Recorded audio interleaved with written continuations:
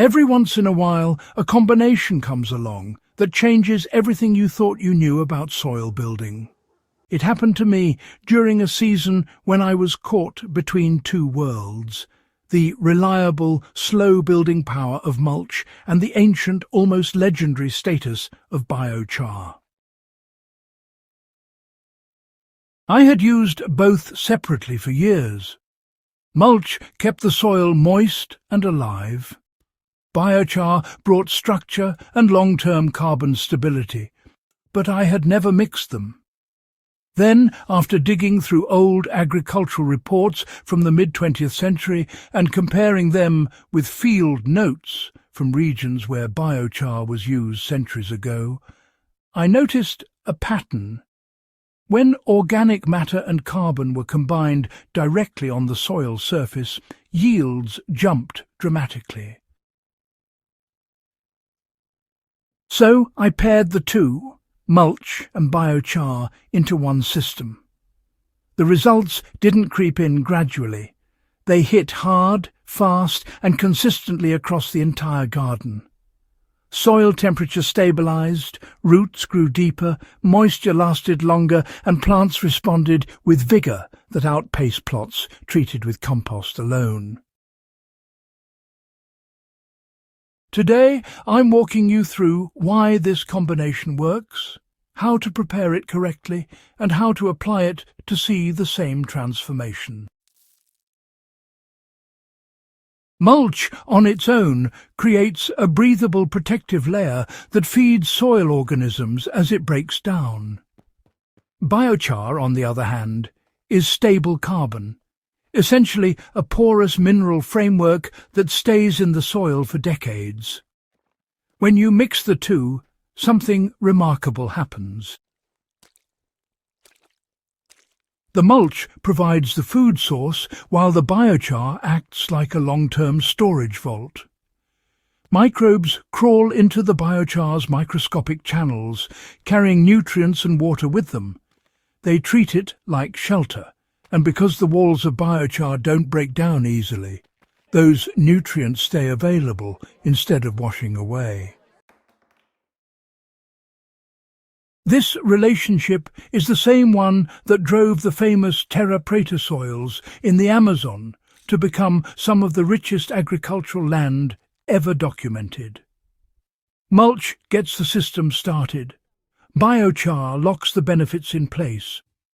In my own test plots, organic matter levels rose faster than in any mulched bed I had worked with previously. One of the biggest mistakes people make is, dumping raw, uncharged biochar into the soil. Raw biochar, you see, absorbs nutrients aggressively because of its electrical and structural properties.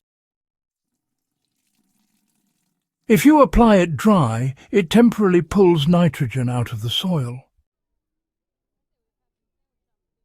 This is why traditional cultures always charge biochar first, either with manure, compost or plant-based liquids. To charge it properly, I mixed equal parts biochar and finished compost, moistened the blend and let it rest for several days. Some growers, soak it in compost tea or liquid runoff from their worm bins. Once charged, the biochar becomes a nutrient reservoir instead of, a thief. When I mixed this charged biochar with mulch, the system worked instantly, without the temporary nitrogen dip that frustrates first-time users. The moment you add mulch, microbes wake up. They feed, multiply, spread, and begin breaking organic matter into nutrients plants can absorb. And when biochar is mixed in, the microbial population just explodes. The porous structure of biochar gives microbes shelter from heat, drought, and oxygen swings. This protective effect is why you see biochar-rich soils stay biologically active longer into drought periods. When I tested this in midsummer heat, something surprising happened. The mulched and biochar beds kept their moisture so effectively that I went nearly twice as long between waterings.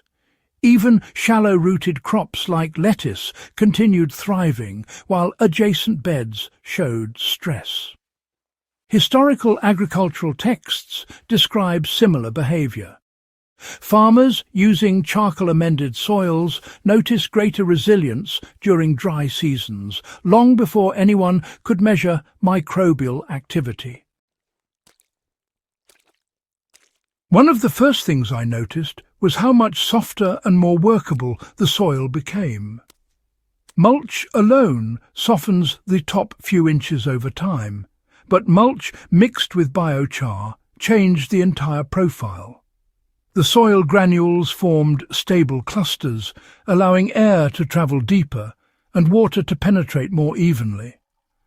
Roots didn't struggle to break through compacted layers. They pushed downward naturally, forming dense, well-structured root systems. On crops like beans, tomatoes and squash, I saw earlier flowering and more consistent fruit set. This matched accounts from post-war agricultural experiments where researchers studied charcoal-amended mulch systems.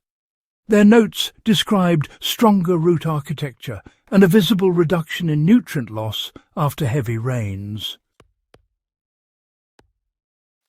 The system is easy to adopt.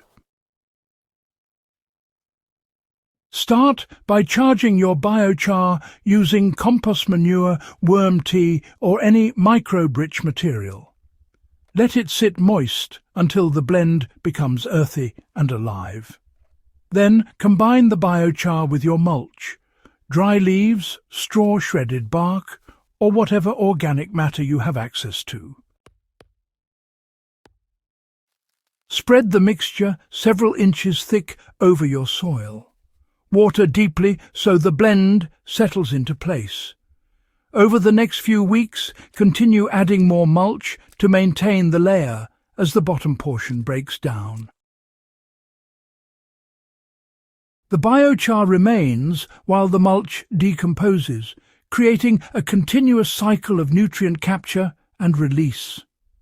If you garden in raised beds, this method works especially well because biochar prevents rapid nutrient loss through drainage. In in-ground gardens, it improves both heavy and sandy soil types. By the end of the season, the difference was unmistakable. Earthworms multiplied, soil temperature stabilized, and my plants displayed the kind of resilience typically seen in heavily amended plots. But the real beauty is that most of the work was done by materials I already had. Mulch from the yard and biochar made from scrap wood burned in controlled, oxygen-limited conditions. The system is sustainable, historically rooted, and powerful enough to transform even tired soil.